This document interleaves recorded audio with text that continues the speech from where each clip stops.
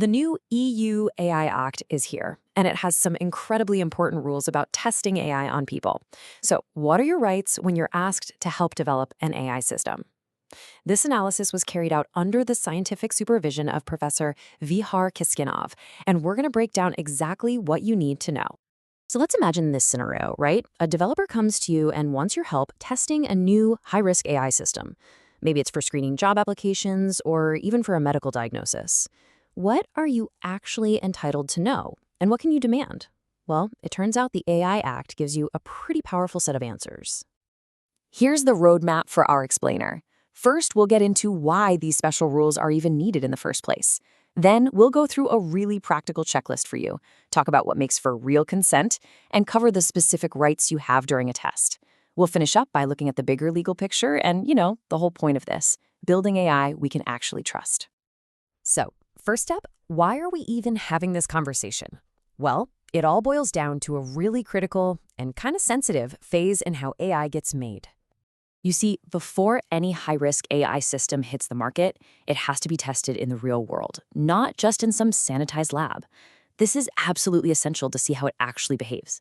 But because these systems can have such a massive impact on our lives, the law basically says, hold on, this can't be a free-for-all. It requires strict rules, and at the very heart of those rules is your informed consent. Okay, now for what might be the most practical part of this whole explainer. The AI Act basically hands you a checklist. Before you can even think about giving consent, a developer is legally obligated to tell you 5 specific things. Just look at how this checklist puts the power back in your hands. First, they have to tell you the why and the what, the purpose of the test, and any potential downsides for you. Second, the how and how long. Third, and this one is so important, you have to be told about your right to walk away at any time with 0 consequences. Fourth, you get this new, really powerful right to actually challenge the AI's decisions while the test is happening. And finally, you get a unique ID number and contact info, which means total accountability. So getting all that information is mandatory. But the AI Act goes even deeper. It's not just about the information you receive. It's about the quality and the very nature of the consent you're giving. The entire framework is built on this core legal principle, freely given informed consent. Now, that's not just some legal jargon, it's a standard. It means your yes has to be a genuine, voluntary choice, one you make with a full and clear understanding of what you're signing up for. It's all about protecting your personal autonomy. And this really shows the bright line the law draws. Under the AI Act, consent can't be forced or pressured. It has to be freely given. It can't be some vague blanket permission slip for anything. It has to be specific to that one test. And it can't be buried on page 37 of the terms and conditions.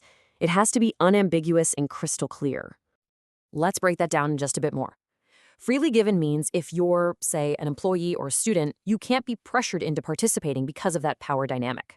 Specific means your permission is for this test and this test only, not for some undefined project down the road. And unambiguous is absolutely critical. It means you have to take a clear, positive action, like ticking an unchecked box. Your silence is never consent. Not saying no is not the same as saying yes. Okay, this brings us to what is arguably the most empowering part of this regulation, the active rights you hold while the test is going on.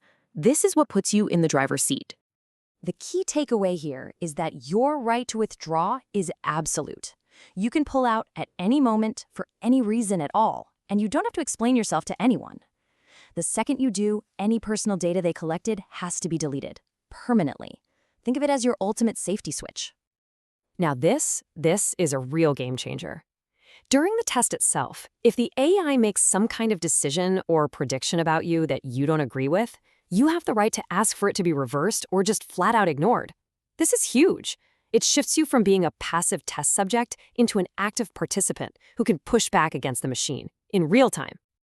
So let's zoom out for a second and place all of these rights into the bigger legal picture to see how they're actually documented and reinforced.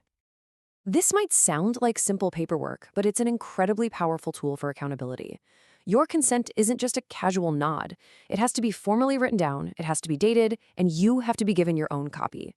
This creates a clear legal paper trail that protects both you and the developer. And these rules didn't just appear out of thin air. They're the product of a very careful 2-year process of drafting and refinement. From that first version back in 2022, lawmakers worked to sharpen the language, even fixing tiny grammatical mistakes, all to make the final law as solid as possible. It just goes to show how much consensus there is around how important these protections really are. Now, here's something else that's really important to understand. This is a layered model of protection. You're actually giving 2 different but connected types of consent. The AI Act consent is for taking part in the test itself. But if that test involves your personal data, then the GDPR also kicks in.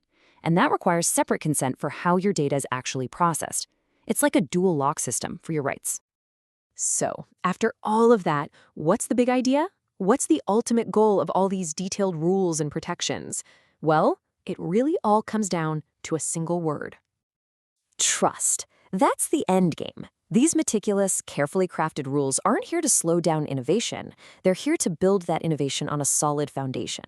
By making sure AI is developed ethically and with total respect for individual rights right from the start, the whole point is to create technology that we can all genuinely trust. And that leaves us with a final question to think about. The AI Act sets a really high bar for consent, for transparency, and for user rights. And it kind of makes you wonder, if this is the standard we're now demanding for artificial intelligence, shouldn't it be the standard we demand for any powerful technology that shapes our world?